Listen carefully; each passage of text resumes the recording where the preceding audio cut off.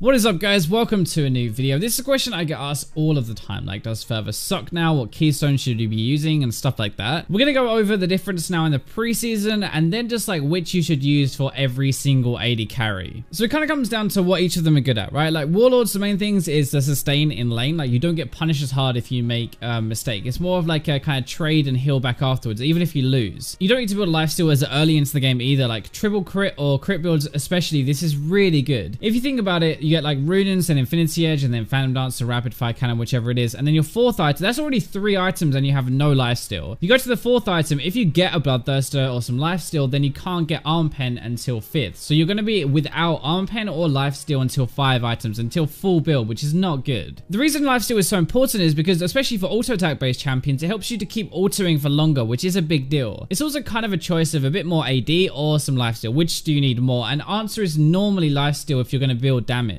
With Fervor, the main thing it's good at is extended trades in lane. Like they are so much better. You're really about like the long fight, not the short trade and heal back up afterwards like with Warlords. You keep fighting, you keep stacking the Fervor, and you're doing more and more damage as it goes on. Like the extra 30 AD over a long fight means you almost always are going to win it. It's also if you use a lot of auto attacks and abilities together. The extra AD is going to buff both of them, remember? So if you only use it for one of them, then you aren't really making the full use out of it. If you're building lifesteal as well early, then you don't really need Warlords as much, right? Or if you stay at the back and you aren't getting hit, just remember Warlords only starts giving you the good stuff at like 50% health. There are a few different ones like Deathfire Touch, for example. That's relying on abilities mostly and not many auto attacks. It's also when you stack a lot of AD and Arm Pen, which contributes to the Deathfire Touch ratio. Thunderlords will be better for the lane phase, a bit more burst damage, and actually Courage of the Colossus is really cheesy. It shields some of the damage you take in trades in the lane phase. In teamfights, it can help you stay alive a little bit. It's not optimal, but it is kind of fun. Overall, different playstyles which suit different champions, but in general, Warlords is going to be better right now in the preseason. There are a lot of problems with Fervor, like basically half the damage it used to be now on auto attack. 60 AD versus 115-ish on hit damage at level 18. It lasted 6 seconds before, so more breathing room, and 8 stacks, not 10, so you're getting the full benefit a lot earlier into a fight. It doesn't really make sense because it now lasts less time, but you have to stack it more, so it's like both of those got hit. Runes is the really big thing though. It's a much bigger nerf because of this than you actually think. On hit damage, which is what Fervor used to be, applied fully on all 3 targets you hit with Runes. So at level 18, that could be around 350 damage across the 3 targets, plus any crits or any like actual auto damage. That was just from Fervor, right? Just from the 115 applied to all 3 of them. The basic attack damage now, which the AD from Fervor instead in the preseason buffs, only deals 25% on the extra bolts. So really, it's going to be that 60 AD buffed for the main target you hit, but only 15 extra effectively for the 2 others. That's 90 extra damage now from Fervor, from the AD from it, versus 350 from the on-hit damage last season. Now you can kind of see why it's such a big difference. So for triple crit, this means like Runes, Infinity Edge, Phantom Dance, or Rapid Fire, whichever other attack speed you get, you're getting much less damage now than you used to. Plus with Warlords instead, you actually heal on all 3 of those targets. Plus remember, you are building triple damage items, like full damage items for your first 3. A bit of extra AD isn't going to make that much difference, whereas having some lifesteal because you don't actually have any yet will do. For almost every single auto attack champion who is building triple crit right now, which is the preferred build for most auto attacking champions, Warlords is just going to offer way more than Fervor. That should kind of explain why I think Warlords is better now, but I guess the main stuff. Okay, the first one, Fervor is pretty poop now anyway with 10 stacks, 4 seconds, and only AD. We build lifesteal in the game later, so Warlords is now worth a bit more just naturally on its own. We need some kind of sustain to keep doing damage if we get hit by anything. The third thing is Fervor with Runes is really bad now, so much worse than it used to be, and Warlords is pretty decent at healing from all 3 of the bolts. The fourth and final thing is Warlords actually gives you an easier lane phase. If you're not that comfortable playing AD carry, if it's your off role or you're just not as good yet at AD carry, then you're less likely to fall behind because you can heal back up after taking a bad trade. So that basically covers the theory behind the Keystones now that you're going to use on an AD carry. But what we're going to do now is go through each and every one of the AD carries that are being played in preseason and go over what Keystones you should be taking. We're going to look at the best so far statistically and also what Korea's doing as well, just to see if there are any differences or if there actually is an agreed kind of best Keystone for each one. I'm going to go in order of popularity, so the most popular first and the least popular last, and Vayne is going to be the first one, no real surprise, right? And it's actually going to be Warlords across the board. The reason why is because she builds crit right now and not lifesteal early anymore, so you're up close, you are actually diving into fights, and you want that lifesteal for the fights and the laner phase as well. It's not the strongest lane in the world. For Caitlyn, Fervor is most popular right now, but Warlords is actually a better win rate, and it's the same over in Korea. The reason why is because of the triple crit, right? With the Runes, it's not as good with Fervor anymore. It doesn't really add as much damage as it was doing before, and you have no lifesteal if you're building these 3 crit items. For Jhin, nothing has changed. It's Death by Touch here and in career, and the reason why is because his passive gives you so much AD for the Death by Touch damage. Like, it stacks up so much and it contributes so much to the AD ratio. You actually do so much with the burn. I said so much a lot in that last sentence, but I'm gonna leave that anyway. Ezreal is the next one, and it's Fervor across the board. AD actually buffs your Q damage and auto attack, so the extra AD you get from applying the Fervor and stacking up actually contributes to your Q damage as well, which is exactly what we want. You're also very safe, so Warlords is less valuable. Lucian, Fervor is kind of the same deal as Ezreal because your passive 2-shot stack it faster, that's really good anyway, but use the AD for your auto attacks but abilities too. Lucian is like a spell slinger, right? He uses auto attacks a lot for his damage, sure, but actually a lot of it comes from his abilities like his Q, and the extra AD you're getting from Fervor that stacks faster is going to be buffing all of that damage and your ultimate damage too. With Jinx, it's the same deal as Kayn basically. Fervor is most popular right now just because I guess that's what everyone's defaulting to, but Warlords has a better win rate. The triple crit with Runins is going to be the biggest reason why I think actually right now Fervor is not as good on Jinx anymore, and you get no lifesteal if you're going to build triple crit. Plus, if there's a tank on the enemy team, once you get to your 4th item, you need Last Whisper. You can't really afford to get a Bloodthirster, so that means low lifesteal until last. The reason this is such a big deal is because if you take any single damage in a teamfight, if you get hit by anything, if anyone touches you, you're going to stay on that health for pretty much the rest of the fight apart from your heal. With Misfortune, she has stuck with Death by Touch, and the reason why is because you're mostly using abilities for damage and not your auto attacks anyway. You stack AD and it applies with your Q and your ultimate, which is really good synergy. For Ashe, it's the same as the other auto attack based champions. Fervor is most common, but Warlords is the highest win rate. Obviously, there is the triple crit thing with Runins and you have no lifesteal, you're not building it early, but she has another reason actually, because her Q applies lifesteal fully. So it's really good when you're actually like